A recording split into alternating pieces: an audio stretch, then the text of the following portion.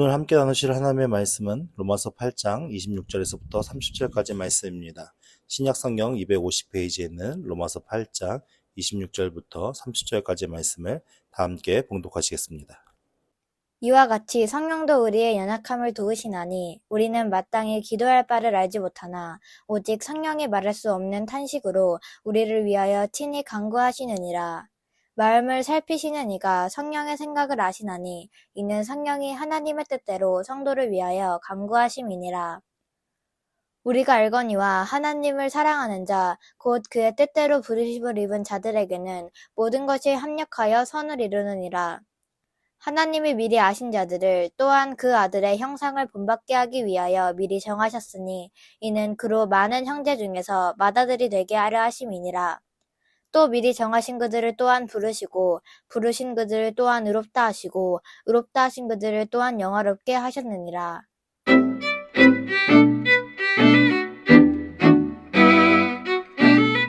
지난주의 말씀을 잠깐 우리가 다시 한번 생각해 보면 지난주의 말씀 우리 19절 말씀 보면 피조물이 고대하는 바가 무엇이라고 했죠? 하나님의 아들들이 나타나는 것입니다. 여기서 하나님의 아들들이라는 것은 그리스도를 믿는 사람들을 얘기하는 건가요? 아니죠. 종국에 하나님께서 예수님께서 이 땅에 재림하셨을 때 완전한 변화된 그런 영화로운 몸으로 하나님 나라에 들어가는 하나님의 아들들이 나타나는 것을 고대한다고 했습니다. 왜 고대하죠? 이들이 피조물들이? 그것은 20절 말씀에 피조물이 다 이제까지 함께 탄식하며 함께 고통 겪는 것을 우리가 아느니라. 우리가 창세기 3장의 말씀을 통해서 하나님께서 아담에게 징계를 내리실 때 그때 땅도 같이 저주를 받아서 엉겅퀴와 그리고 이제 굳어진 그런 땅들이 되었다고 말씀드렸습니다. 그런데 그것이 단순히 땅만의 문제가 아니라 모든 자연 만물들이 같이 저주를 받아서 오늘날 인간들이 하나님 나라의 백성답게 살지 못하는, 하나님의 자녀답게 살지 못하는 그것 때문에 같이 고통당하고 같이 아픔을 겪고 있다고 말씀을 드렸습니다.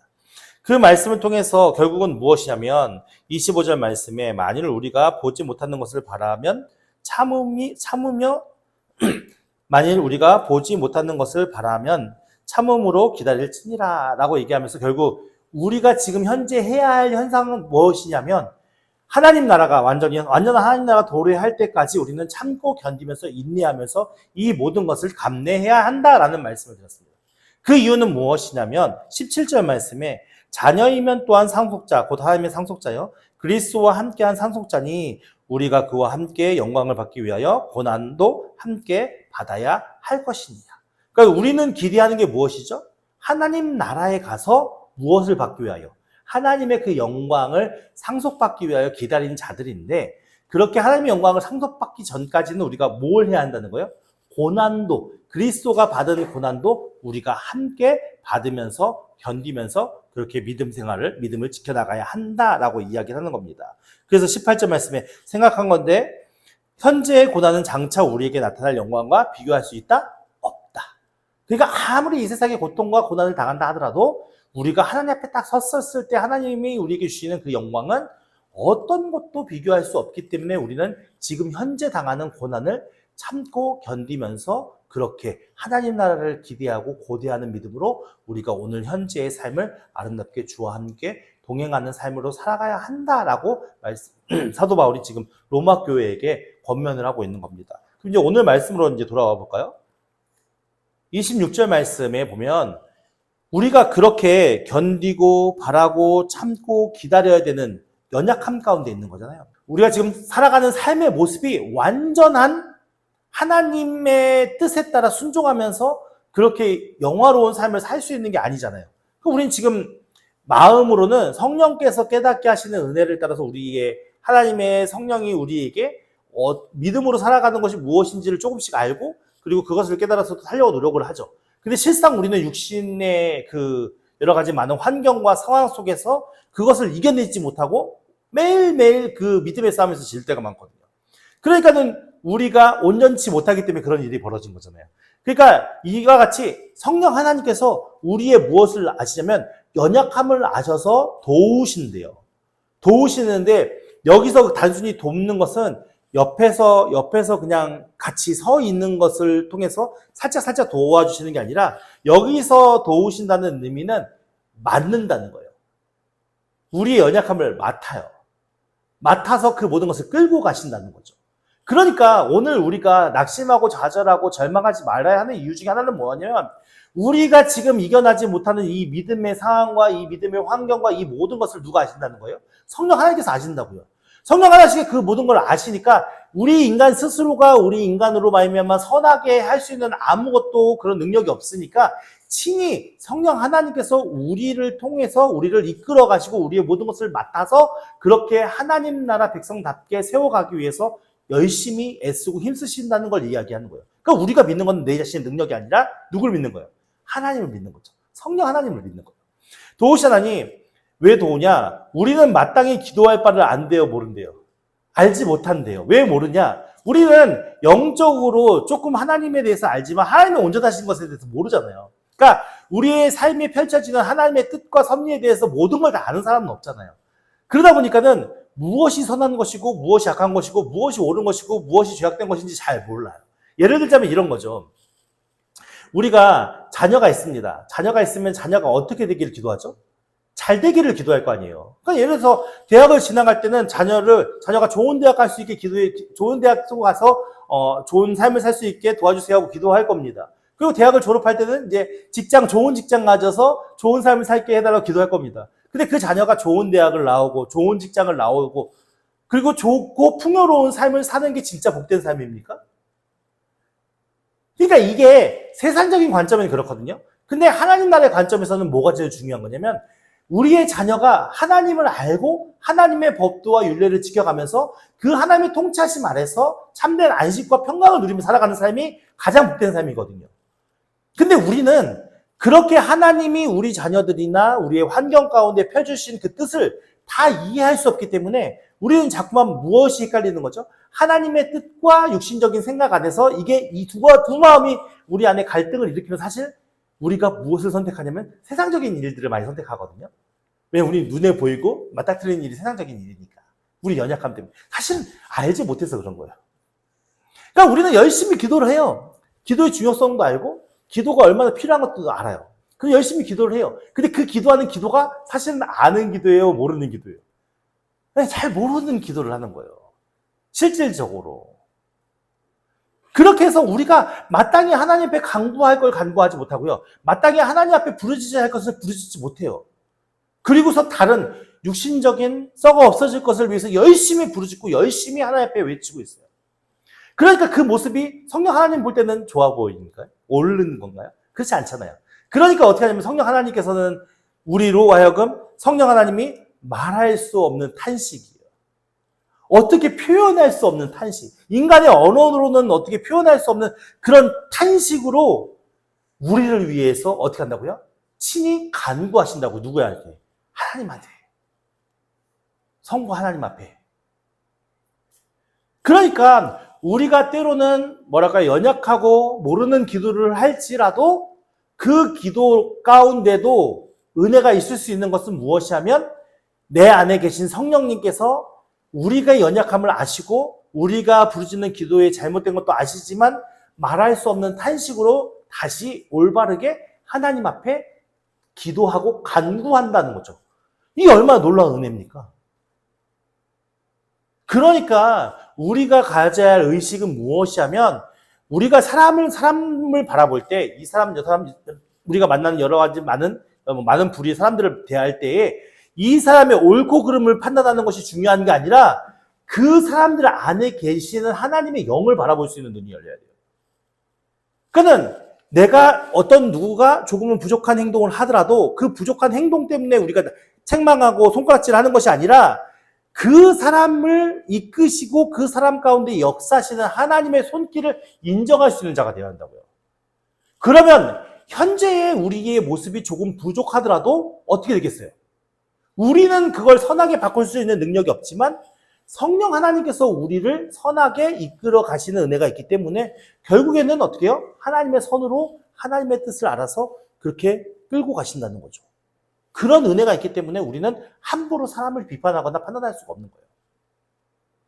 오늘 잘했냐 못했냐 아무도 얘기할 수 없는 거죠.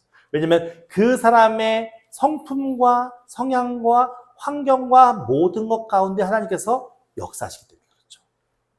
그러니까 이 말씀이 오늘 우리의 성령께서 하시는 은혜가 얼마나 놀랍고 신비롭고 우리에게 얼마나 중요한가를 알 수 있는 거예요.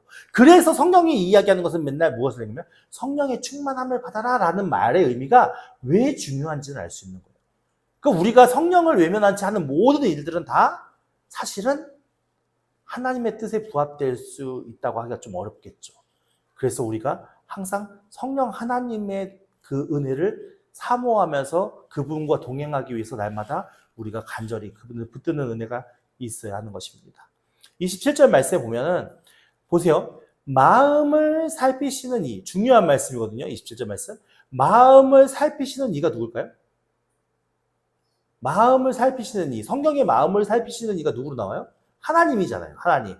마음을 살피시는 이 하나님, 잘 기억하셔야 돼요. 마음을 살피시는 이는 하나님.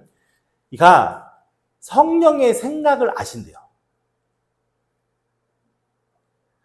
이게 왜 중요하냐면은 제가 이렇게 여러분들과 같이 한 공간에 있잖아요. 그럼 제가 여러분들 생각을 다 알 수 있을까요? 여러분들 제 생각을 다 아세요? 알 수 없거든요.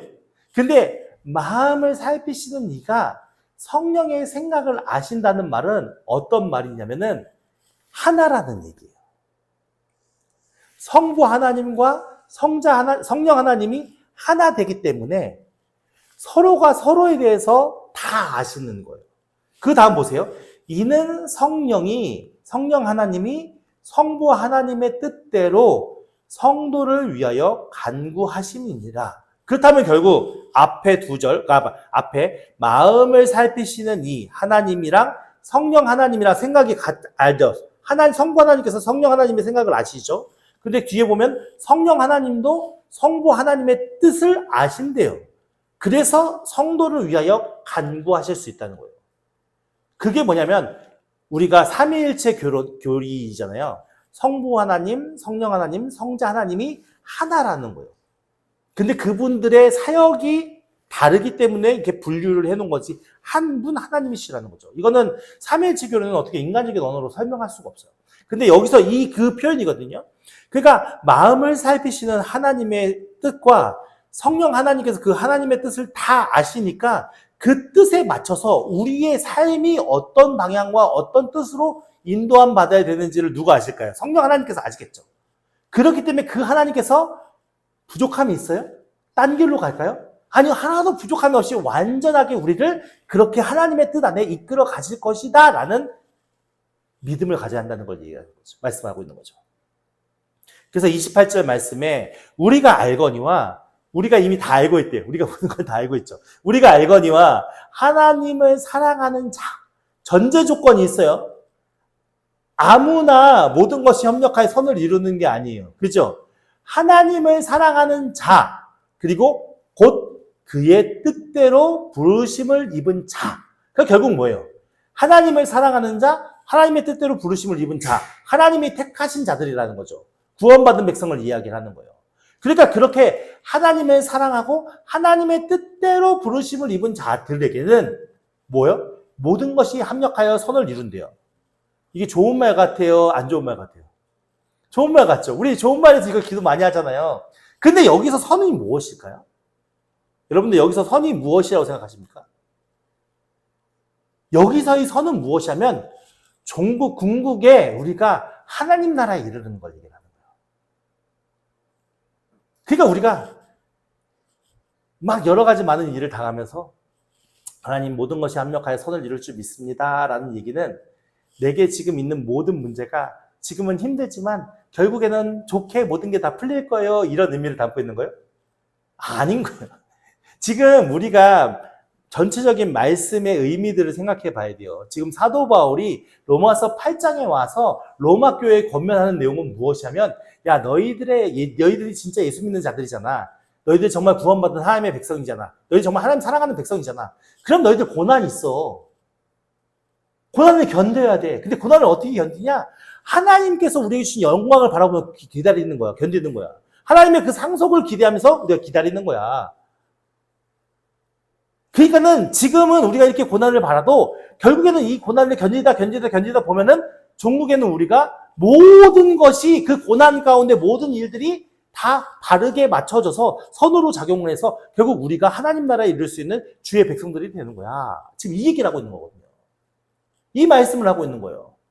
그렇다면 여기서 모든 것이 합력하여 선을 이룬다는 이 말의 의미는 우리가 현재 이루어지는 모든 일들이 다 우리가 생각하고 기대하는 것처럼 잘 된다는 일입니까? 안 될 수도 있다는 얘기입니까? 안 될 수도 있다는 걸 전제하는 거예요. 보세요. 우리가 지금 26절부터 살펴보는 게 뭡니까? 우리의 무능함이에요. 우리의 무능함이 얼마나 무능하냐면은 우리가 무엇을 판단할 수 있는 능력도 없고요. 우리가 무엇이 옳은지 그른지를 느낄 수 있는 능력도 없고요. 무엇이 옳은지를 알아야지 하나님 앞에 바른 기도를 할 수 있는데 그 바른 기도조차도 할 수 없는 우리라는 거예요. 그러니까 결국 우리가 살아가는 삶에서 기대하는 것들이 옳은 것이냐, 하나님 보실 때 선한 것이냐, 아닐 수도 있다는 거예요.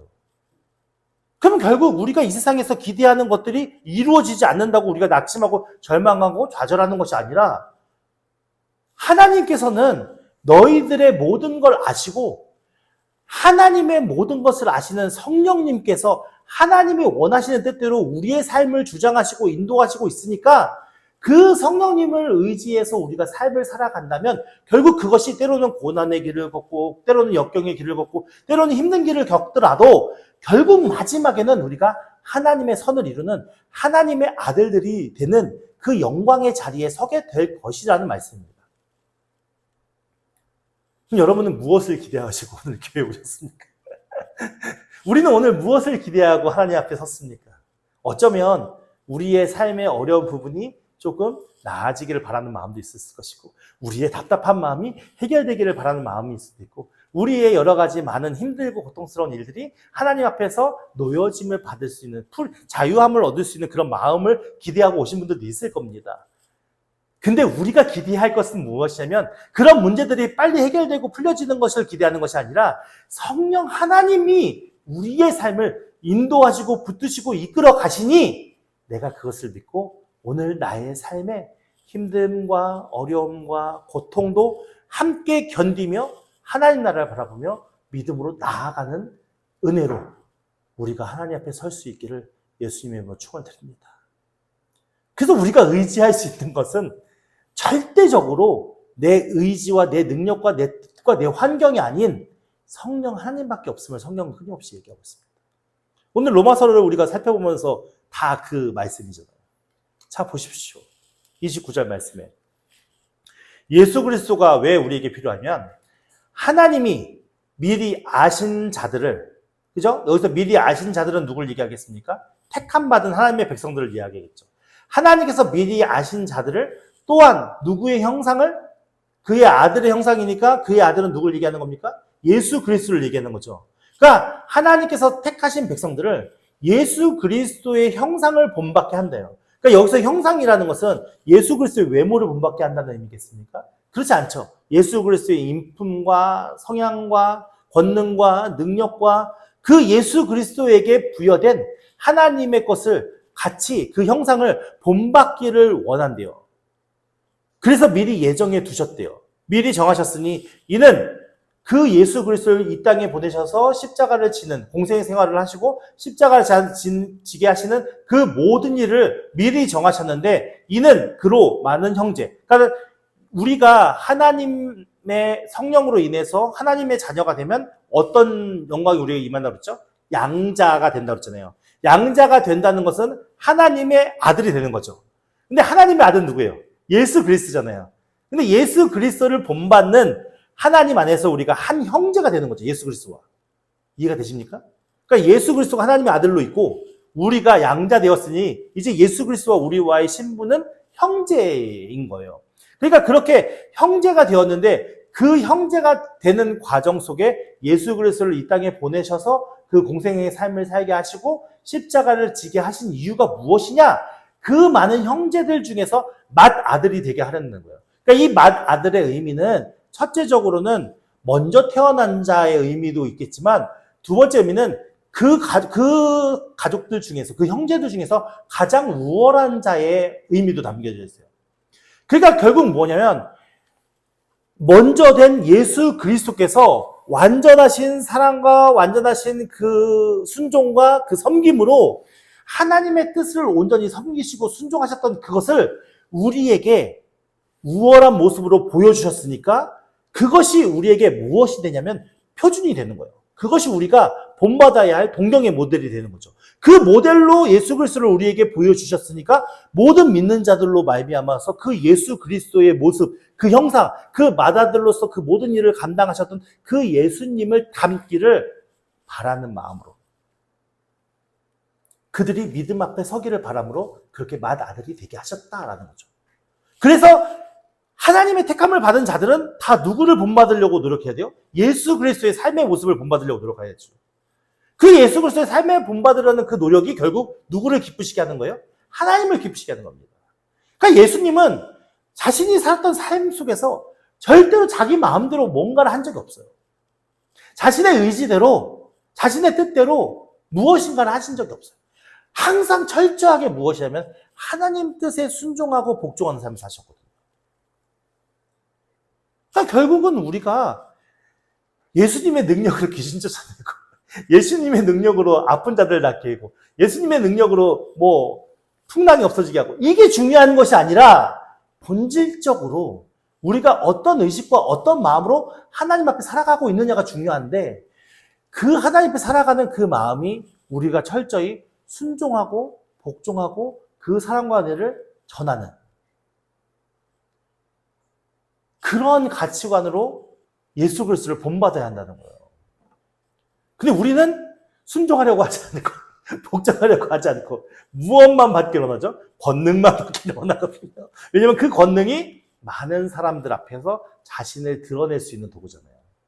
근데 은사라는 것은 하나님의 일을 할 때에 필요해서 하나님이 부여하는 거기 때문에 그게 나타나지 않으면 내가 그 일을 안 해도 된다는 거기 때문에 그렇게 중요한 건 아닙니다.